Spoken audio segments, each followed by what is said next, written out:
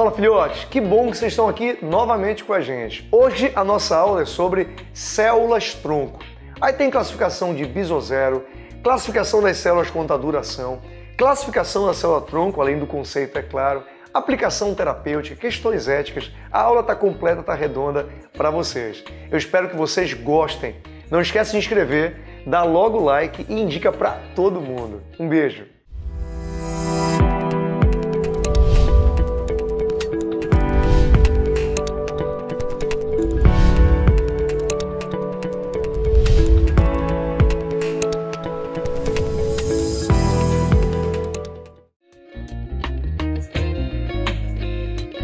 Oi, filhotes!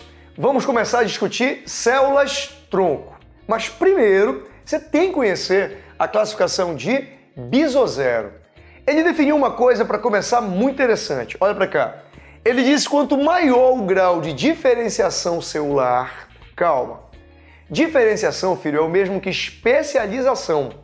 Então, quanto mais especializada uma célula for, nós dizemos que ela é mais diferenciada. Por exemplo, no corpo humano, a célula mais especializada são os neurônios. Fecharam? Então vamos lá. Quanto maior o grau de diferenciação da célula, eu vou ter duas consequências. Eu vou ter maior tempo de vida. Então grava comigo. Células muito diferenciadas vivem mais. E segundo, vou ter uma baixa capacidade de multiplicação. Então diga assim, ó, células que são muito diferenciadas perdem a capacidade de divisão celular, de mitose. Fecharam? Além disso, segundo o bis-0, você pode classificar as células quanto à sua duração. E aí eu tenho três categorias. Vem cá. Existem as células lábeis, estáveis e permanentes. Vamos lá. O que são as células lábeis? São aquelas que têm uma curtinha duração e por isso tem que ser renovada constantemente. Olha o que acontece bem aqui, ó. Eu tenho gameta. Os gametas são produzidos constantemente, o masculino, porque a duração dele é baixíssima, né? E as hemácias. Cuidado! Quando a gente fala de hemácias, lembra que nos mamíferos, e somente nos mamíferos, as hemácias são anucleadas, sem núcleo. Eu tô falando isso, filho, porque se você pegar um peixe, um anfíbio, um réptil e até uma ave, a hemácia é nucleada. Cuidado, tá? Vamos lá. E as células estáveis? São aquelas que podem durar meses ou até anos, mas não a vida toda. Elas têm um ritmo de renovação constante. Tá bem? Então vamos lá. Exemplo, o músculo liso. Inclusive o músculo liso é o único que está sempre em regeneração. Se você tiver uma lesão, ele regenera completamente. Fechado? Aqui também entram as células de tecido epitelial, como é o caso da tua pele. Inclusive, é por isso que nós tomamos banho. Já me perguntaram, professor, o banho está relacionado com a sudorese? Sim, a gente toma banho porque na sudorese você libera material lipídico que tem que ser removido. Mas não é só por isso. Também tem que tomar banho porque nós renovamos constantemente as células epiteliais. Toda vez que você toma banho, você retira uma camada de células antiga e morta e mantém a camada nova de células. Deu ficar atento? Então banho não está atrelado só ao fato de eu suar. Mesmo que eu não sue, eu tenho que tomar banho para fazer a renovação celular. Tá claro? Vamos lá. E tem as células permanentes. A célula permanente, olha o nome, permanente. Ela dura a vida toda. E se você perdê-la, não há substituição. Quem são exemplos mais conhecidos? Ó, o músculo estriado esquelético, e isso é muito legal. Se você pegar o meu bíceps e tríceps, músculo ligado ao esqueleto, são células permanentes e não tem renovação. Sabe o que acontece, filho? Se uma pessoa é mordida por um cão, por exemplo, e perde células do músculo estriado esquelético, o que vai acontecer é que não vai ter regeneração. Algumas células que estão ao redor, chamadas células satélites, vão se especializar na função que a célula muscular tinha. Mas regeneração, reposição de célula estriada não vai acontecer. A mesma coisa é o músculo cardíaco. Também não há regeneração caso haja perda de células. E aí tem uma coisa muito legal para a prova de vocês. Quando nós malhamos na academia, o objetivo é a hipertrofia e não a hiperplasia. Vamos entender. Hipertrofia é você pegar a célula muscular e aumentar o volume, mas você não altera o número de células. Quando você malha, não esquece, filho. O que aumenta é o volume da célula muscular, não o número. Se aumentasse o número, seria uma hiperplasia, mas isso não acontece na célula estriada esquelética. Fechado isso? Bom, uma outra célula que é permanente são os neurônios. Mas calma, a biologia tem uma coisa linda, a ciência como um todo tem uma coisa linda, a gente está sempre renovando os conceitos. Olha o que aconteceu, filho. Em novembro de 98, esse professor Fred Cage e o Peter Erickson, esse aqui é o Fred Cage, descobriram que em 5 cérebros de cadáveres havia gerado neurônios antes da morte. Ou seja, em 98 ficou provado que em algumas áreas do nosso encéfalo é possível ter renovação neuronal. Na época, a área que eles estudaram era o hipocampo, que é a área do cérebro responsável pela nossa memória. Então não esqueça, neurônios podem ser repostos como na área do hipocampo. Muito alerta para isso, tá? Chegou no que eu e você queremos, né? Vamos falar sobre a célula-tronco. Por que tem esse nome, filho? Eu quero que você pense numa árvore. Repare que a árvore tem o tronco e do tronco partem vários galhos. Essa é a ideia. A célula-tronco é aquela que é capaz de gerar outras células do organismo, como se fossem vários galinhos. Entendeu por que a nomenclatura? Então, olha que interessante aqui, ó. Aqui eu tenho células embrionárias, e elas vão dar origem à célula muscular, elas vão dar origem ao epitélio do intestino, vão dar origem a células sanguíneas, a neurônios, a mais células musculares cardíacas, por exemplo, a células sanguíneas de defesa, não é assim? E aí a gente começou a se perguntar, como é que pode, professor, uma célula-tronco dar origem a todas as outras células do meu organismo? E essa discussão é muito legal e já caiu muitas vezes em prova de vestibular. Vem cá comigo. É assim, para formar um zigoto, olha que interessante, para formar um zigoto, eu tenho a união dos gametas. Então imagina que o meu espermatozoide, com 23 cromossomos, fecundou o óvulo da minha mulher com 23 cromossomos. Juntou. Formou uma célula ovo ou célula zigoto que tem 46 cromossomos. Fechou? Beleza. Então pensa comigo, filho. O meu músculo do braço veio do zigoto.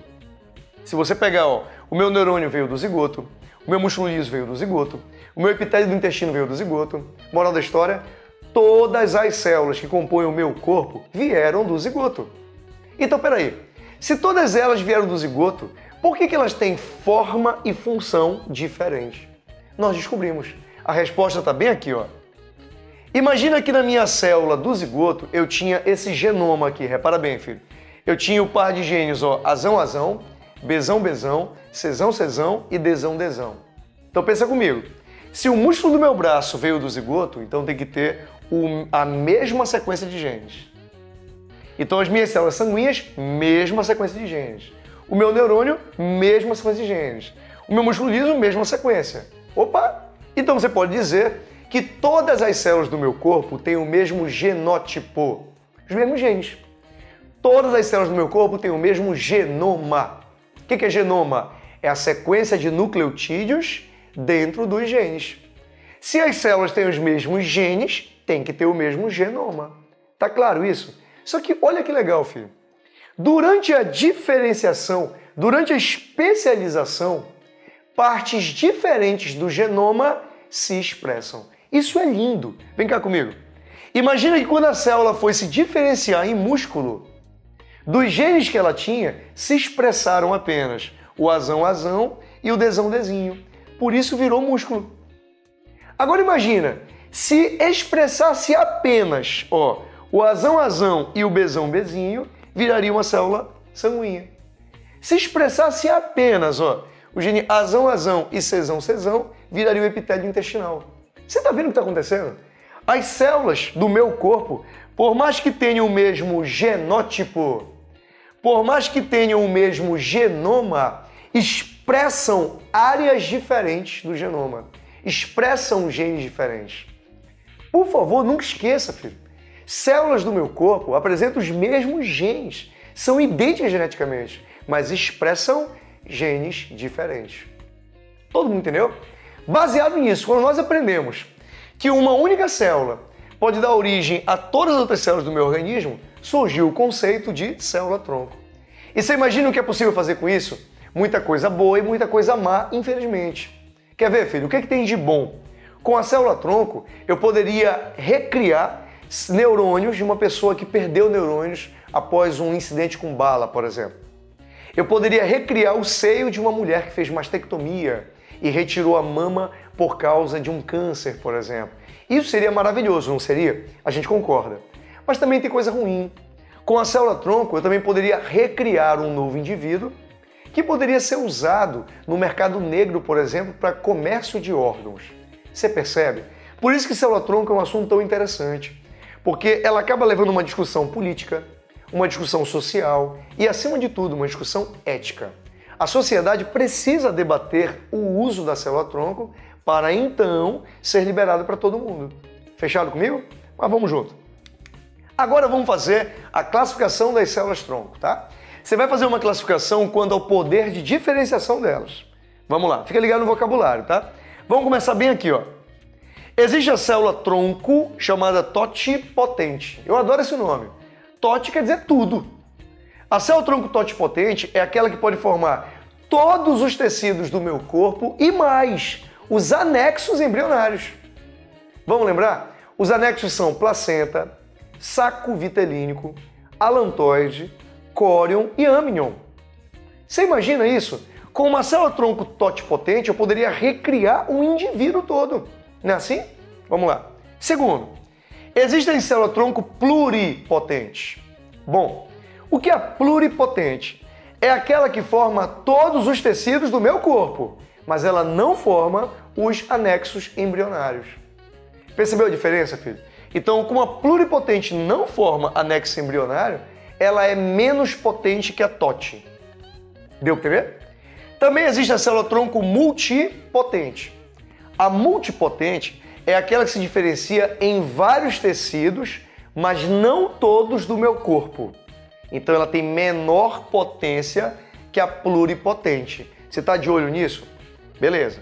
Existe a célula-tronco oligopotente. Oligo quer dizer poucos. É que ela vai formar pouquíssimas células do meu organismo. Daí o nome oligopotente, tá bem? E existe a célula-tronco unipotente. Uni é um. É aquela que só pode dar origem a uma única outra célula. Por exemplo, existem autores que defendem que astrócitos, que são células da glia, conseguem se diferenciar em neurônios. Aí seria unipotente. Agora, olha o que eu fiz, filho, vem cá. Eu peguei a totipotente e a pluripotente e coloquei fechadinha aqui, ó. Sabe por quê? Porque elas têm uma outra classificação. Elas são as células-tronco embrionárias. Atenção para cá. O nome diz tudo. Célula-tronco embrionária é aquela que é retirada do embrião, não é isso? Beleza. Só que olha que legal, filho. Sabe quais são essas células aqui? Para nós, são as células que vêm da mórula e da blástula. Se você não lembrava, mórula e blástula têm células chamadas blastômeros, na mórula e na blástula. E estas células são capazes de originar muitos tecidos. Aí elas vão ser divididas pela potência que elas têm, né? Vão ser divididas em totipotente e pluripotente. Fechado? Vamos junto. Agora, olha que legal, filho. Isso aqui é uma temática que eu espero muito para a prova e é muito legal que você conheça. Até porque eu sei que você é atento nas novidades da ciência, né? Olha que legal. É a célula pluripotente induzida. Isso é muito interessante. Sabe o que é induzida? É que eu vou pegar uma célula adulta, imagine que eu peguei uma célula da minha pele, e eu vou induzir essa célula a ela se tornar totipotente. Isso é fantástico, né? Vem cá comigo. Olha que legal. Isso aumenta a possibilidade de cura de muitas doenças, entre elas o autismo. O autismo é uma doença genética, onde os neurônios da pessoa autista apresentam menos prolongamentos. Olha o que aconteceu, que a gente está num estudo bem avançado, para quem sabe no futuro nós encontrarmos a cura para o autismo ou para alguns pacientes que sofrem com o espectro do autismo, né? Tomara. Olha que interessante, filho. Foi assim, ó. Nós pegamos células retiradas da pele do paciente, da pele. E aí o segundo passo foi a regressão. O que é isso? Nós provocamos uma desdiferenciação. A desdiferenciação é quando uma célula adulta volta ao estado de totipotência, volta ao estado tronco. O que aconteceu? Dessa maneira, depois que nós desdiferenciamos, Nós pegamos essas células, né, totipotentes, e fizemos isso aqui, ó, rede neuronal. Sabe o que aconteceu, filho? Nós pegamos a célula tronco e colocamos em um meio de cultura que imitava as condições do cérebro, que tinham a concentração de vitaminas igual à do cérebro e a concentração de sais iguais à do cérebro. E aí aconteceu algo fascinante. A célula tronco que eu botei ali se diferenciou em neurônios. Olha que fascinante. Esse aqui seria um neurônio normal, ó, que tem mais prolongamentos, e esse aqui é o neurônio de uma pessoa autista, que tem menos prolongamentos. Então, o neurônio que nós produzimos tinha esse defeitozinho aqui, ó. O que nós fizemos agora? Identificamos o defeito e fizemos uma revitalização. Nós utilizamos um hormônio chamado IGF-1 e usamos o antibiótico gentamicina. E aí nós revertemos o problema. Nós pegamos aquele neurônio que tinha menos prolongamento, aumentamos a quantidade de prolongamentos e isso deu pra gente um sonho. Quem sabe no futuro a gente possa curar o autismo. É bom deixar bem claro, filho, que essa cura ainda está muito longe de acontecer. Nós ainda estamos na fase de estudo. Mas me fala a verdade, não te deixa feliz saber a possibilidade que isso pode um dia acontecer? A gente está batalhando para isso, né? Vamos lá. Outra coisa interessante.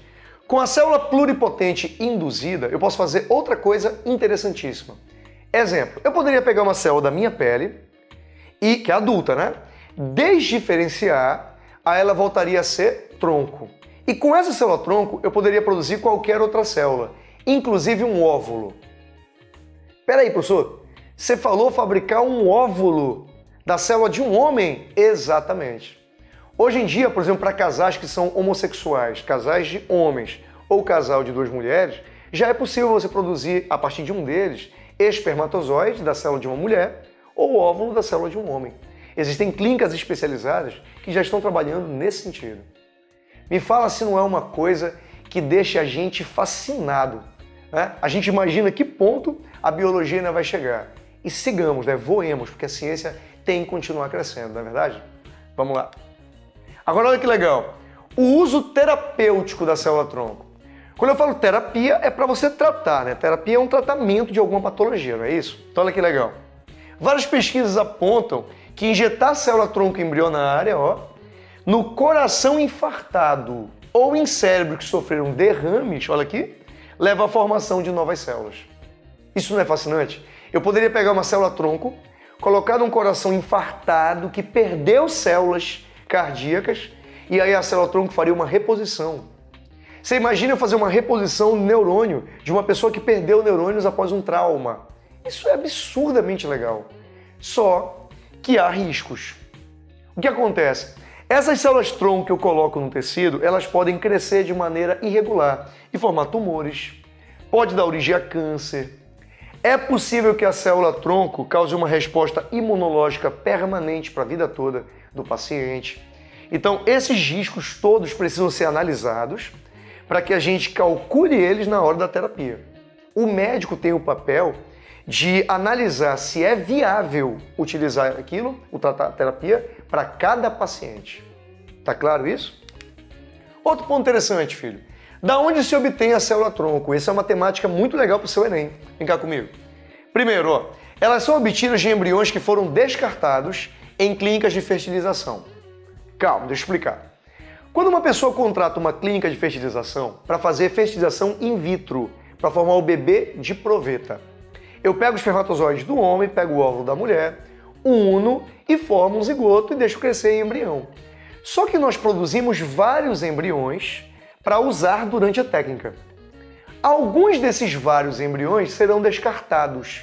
E aí é desse embrião descartado que nós removemos a célula-tronco. Você entendeu, filho? Mas calma, filho, calma. Para fazer essa retirada de célula-tronco, tem alguns limites. Vem cá comigo. Vai ser assim, ó. A Lei de Biossegurança de 2005, olha lá que legal, autoriza a doação de embriões para a gente utilizar a célula-tronco. Desde que, observa lá, tem coisa interessante. Primeiro, a autorização dos pais. Isso é importante, tá? Os pais têm que autorizar que a célula-tronco seja doada.